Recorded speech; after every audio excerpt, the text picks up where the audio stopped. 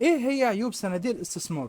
اول عيب ان يفشل الصندوق في انه يحقق الهدف المطلوب منه بسبب سوء اداره الصندوق او ظروف السوق، فياخد المستثمر عائد اقل من اللي كان متوقع. تاني عيب محدوديه السيوله. في انواع صناديق بتكون اصولها غير سائله، يعني في صعوبه تحويل الفلوس اللي انت استثمرتها في الصندوق لاموال نقديه او كاش، وده هيصعب عليك بانك تاخد فلوسك في الوقت اللي انت عايزه. وممكن يكون في شروط او قيود على عمليات السحب، زي صناديق الاستثمار العقاري بتاخد فترات طويله للاستثمار.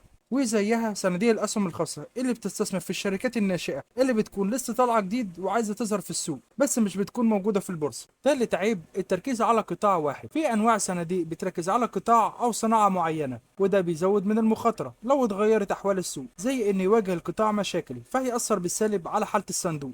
رابع عيب محدوديه السيطره. المستثمرين ما عندهمش مثل الاقتراح او التأثير على القرارات الاستثمارية اللي بياخدها الصندوق في إدارة الأصول اللي بيستثمر فيها، سواء في حالة الشراء أو البيع، لأن عنده اللي بيديره، وده بيقلل من مستوى سيطرة المستثمر على استثماراته. يعني أنا صندوق استثماري فيه كذا وأهدافي كذا والعوائد اللي بعملها كذا، عايز تستثمر معايا أهلا وسهلا، مش عايز شوف لك صندوق تاني بيتفق مع أهدافك الاستثمارية. خامس عيب الرسوم أو العمولة أو الضريبة أو مصاريف الصندوق ممكن تبقى عالية، وده يأثر على العائد اللي هتاخده من استثمارك في الصندوق. والنقطة دي بتختلف حسب الجهة اللي بتقدم الخدمة أو ممكن حسب نوع استثمار الصندوق نفسه. سادس عيب المخاطر. لازم تكون عارف إن أي استثمار لازم يكون معاه مخاطر حتى ولو بنسبة بسيطة، لأنك في النهاية بتستثمر في سوق بيمشي مع القرارات السياسية والاقتصادية والأحوال اللي بتخص حال البلد والبلاد اللي حواليها. لو عندك أي أسئلة اكتبها في الكومنتات.